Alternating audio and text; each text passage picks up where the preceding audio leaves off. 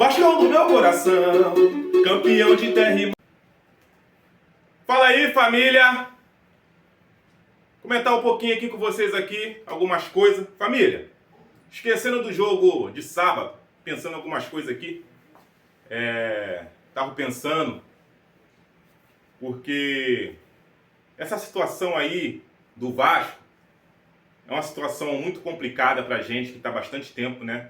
Nessa bagunça aí, né? Que as pessoas fizeram com o Vasco, que a política fez com o Vasco. Mal administrações nos anos. Então o Vasco chegou a esse ponto, família. Agora a gente não sabe como é que vai ser nesse jogo aí. Tudo pode acontecer da Copa do Brasil. O Vasco pode ser desclassificado. É isso aí. Desclassificado por um time pequeno, sem expressão, porque essa crise que se instalou no Vasco não é de agora. Essa crise é mais de 20 anos. É mais de 20 anos nessa draga aí, nesses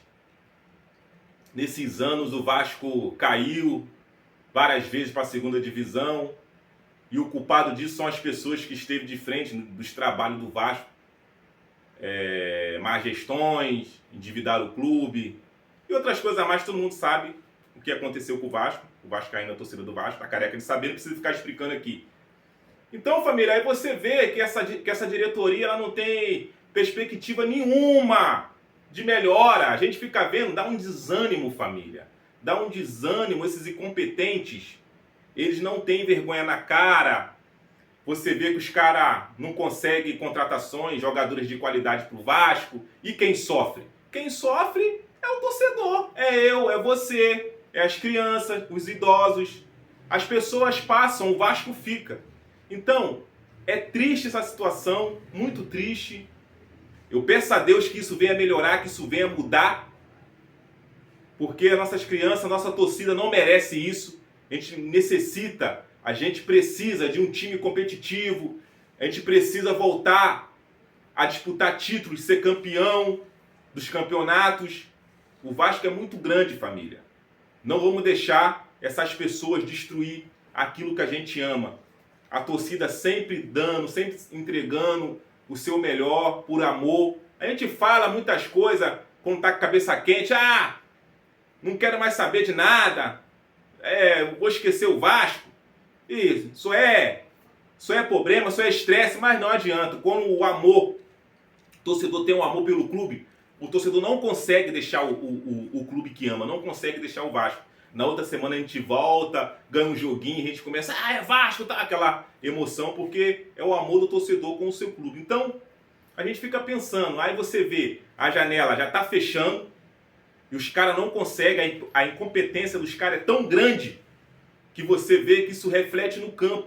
O reflexo desse time aí que perde, que tem jogadores medianos, refugos, é o reflexo dessa diretoria, da incompetência da diretoria. Aí outra coisa também que chateia muitos vascaínos é que o Vasco virou o clube dos amigos.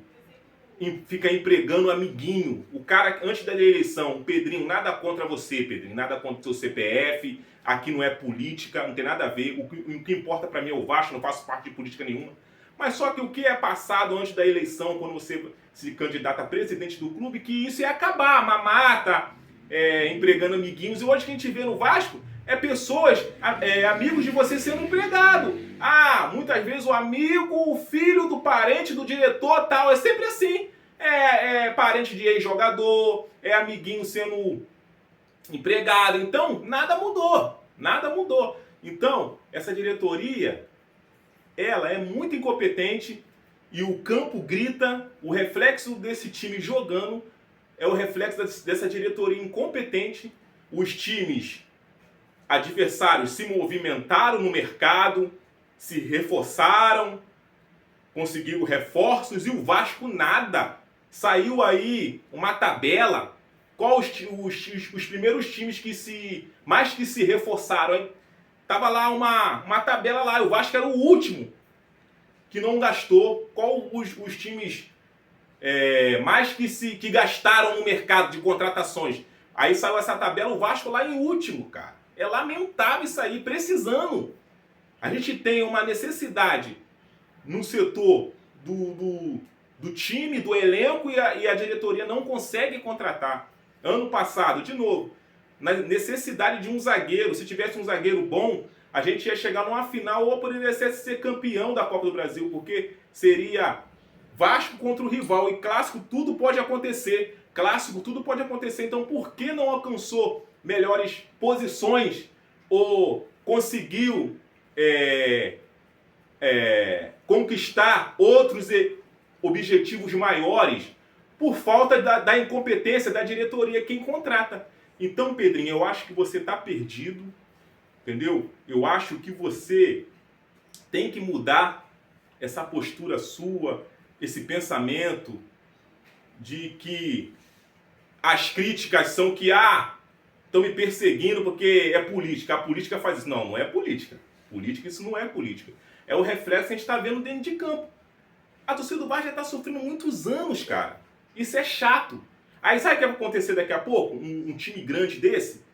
O time que fica assim, daquele jeito, vai perdendo torcida. As crianças de hoje em dia vai querer ser outro time. Perdendo torcida até ficar igual, com todo respeito, um time de pequena expressão, como um Bangu, um América, que já foi grande, só fica vivendo de história. Só fica vivendo igual o museu, viver de história. A torcida do Vasco é assim. A gente só fica vivendo de história, quando vai lembrar como é que o Vasco era. Aí bota no YouTube aqueles anos lá de glória, Vasco campeão. Cara, isso aí tem que mudar, mano. Isso aí tem que mudar, a gente não aguenta mais. A gente não aguenta mais. Aí voltando aqui pro mercado. Até agora, não chegou os atacantes. E os atacantes que tá saindo aí nas mídias, que tá acertado com o Vasco, não é esse jogador para chegar e resolver a situação. São jogadores para compor o elenco. Pô, aí tu vê Garré, cara que, sempre se machucou, não jogou em grandes equipes. Aí Lodge, tudo aposta. Tudo uma aposta. Então a gente fica desanimado, a gente fica estressado. A gente fica pensando, pelo amor de Deus, pro Vasco tudo é difícil, mano? Será que... O que a gente fez pra merecer isso, mano? O que a gente fez pra merecer isso? Jogar um clássico contra o Flamengo sem atacante, não tem um atacante. O cara olha pro banco de reserva para substituir, não tem ninguém o cara colocar. Muitas vezes botava o Pumita lá de atacante. Então, pelo amor de Deus, contrata jogadores titulares agora. A gente não sabe, tá saindo na mídia jogadores para compor elenco, a gente não sabe que é isso aí só?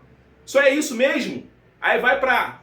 Acabando agora a janela de transferência, fechando a janela, você vai poder contratar no meio do ano, é isso mesmo? Pô, cara, aí a gente fica assim, ó, se entrar no Brasileiro com esse time aí, vai cair pra segunda divisão, vai lutar pra não cair. Outra coisa, ligar o alerta pro jogo na Copa do Brasil, porque pode ser eliminado lá. Esse futebolzinho que tá jogando, é muito risco isso, tem grande chance de não conseguir passar lá. E vai ser outra vergonha na coleção das vergonhas dessa diretoria. Então a gente fica pensando, a gente fica tipo assim, no fundo do poço, na escuridão e não vê uma luz. Não vê uma luz. Não vê uma saída. Porque é tanta incompetência dessa diretoria. A gente que é vascaíno, a gente vai continuar, irmão. Eu não vou largar, não. Tô aqui, ó, fazendo vídeo. Meus colegas mandam mensagem do rival, tô respondendo eles. Torcedor raiz é isso aí. Que ama o clube é isso aí. É na derrota e na vitória. Então, é torcer que isso venha mudar. Que essa diretoria venha dar a resposta, que não deu ainda, de contratar jogadores que venham para ser titular desse time, família. Família, isso aqui foi um vídeo rapidinho para vocês. Queria pedir uma moral aí para se inscrever, deixar o like, compartilhar. Tô nessa, tamo junto. Fafé Fifó, fui!